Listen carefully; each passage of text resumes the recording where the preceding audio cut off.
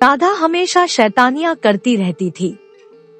खेलकूद की शौकीन राधा कभी इधर भागती कभी उधर भागती, बस उसे कोई पढ़ने को ना कहे। अगर किसी ने पढ़ने को कह दिया तो मानो उसकी जान ही मांग ली हो। उसे पढ़ना बिल्कुल भी अच्छा नहीं लगता था। राधा चाहती थी कि वह हमेशा खेलती कूदती रहे और उसकी माँ उसे रोज शाम को पढ़ने के लिए बिठा देती थी। एक दिन राधा अपना सबसे पसंदीदा खेल खेल रही थी।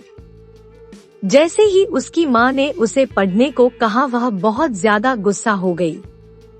उसने सोचा कि अगर वह घर की सारी किताबें जला दे तो उसकी प्रॉब्लम हमेशा के लिए खत्म हो जाएगी। अगले दिन जब उसकी माँ घर पर नहीं थी, राधा ने सारी किताबों में आग लगा दी। उस आग में एक लाल किताब भी थी।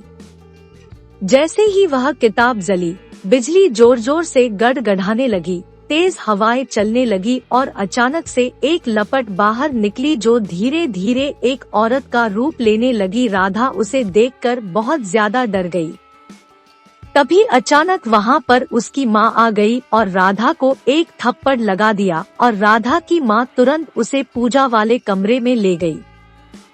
माँ ने राधा को बताया कि जब वह लोग इस घर में आए थे तब कुछ लोग कहते थे कि इस घर में एक चुड़ैल का साया है।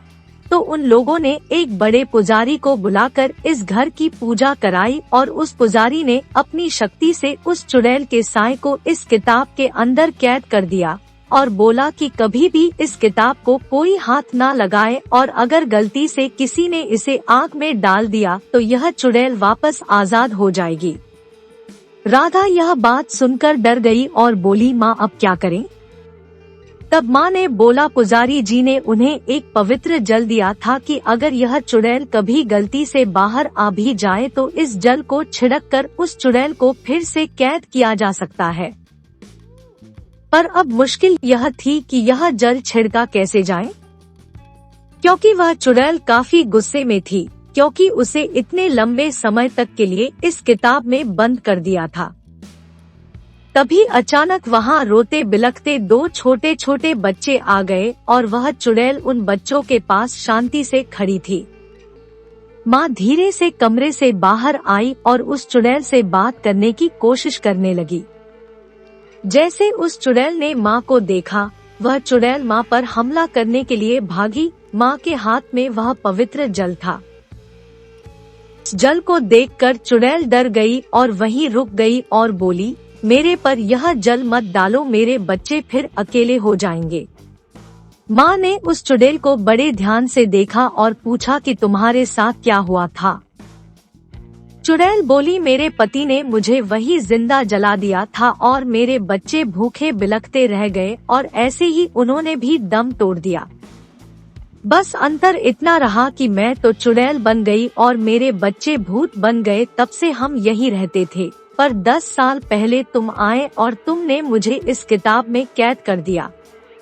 आज मैं वापस आजाद हुई हूँ। मैं अपने बच्चों को वापस अकेले नहीं छोड़ना चाहती हूँ। माँ सोचने लगी कि अगर यह चुड़ैल ऐसे ही रही और लोगों को नुकसान पहुँचाएगी। तभी चुड़ैल बोली कि तुम हम पर जल मत डालो, हमें मुक्ति दिला दो। माँ ने पूछा कि मैं तुम्हें मुक्ति कैसे दिला सकती हूँ? चुड़ैल बोली कि तुम इस घर के पीछे वाले नीम के पेड़ के नीचे एक हवन कराओ और मेरे बच्चों की आत्मा की मुक्ति के लिए प्रार्थना करो। माँ ने पूछा कि उस पेड़ के नीचे क्यों? चुड़ैल बोली कि मेरे पति ने मुझे यहीं जलाया था और अगर कोई उस पेड़ के नीचे हवन करता है और मेरे बच्चों की मुक्ति की प्रार्थना करता है तो हमें मुक्ति मिल सकती है। अगले दिन राधा की माँ ने वहाँ पर एक छोटा सा हवन कराया, जिसमें उन लोगों ने उस चुड़ैल और उसके बच्चों की मुक्ति के लिए प्रार्थना करी। इससे उस चुड़ैल और उसके बच्चों को मुक्ति मिल गई और वह हमेशा के लिए वहाँ से चले गए। और राधा को भी यह बात समझ आ गई कि हमें ऐसे सारी किताबें नहीं जलानी चाहिए और हमें पढ़ना भी चाहिए, जिससे हम अच्छे और समझदार इंसान बन सके।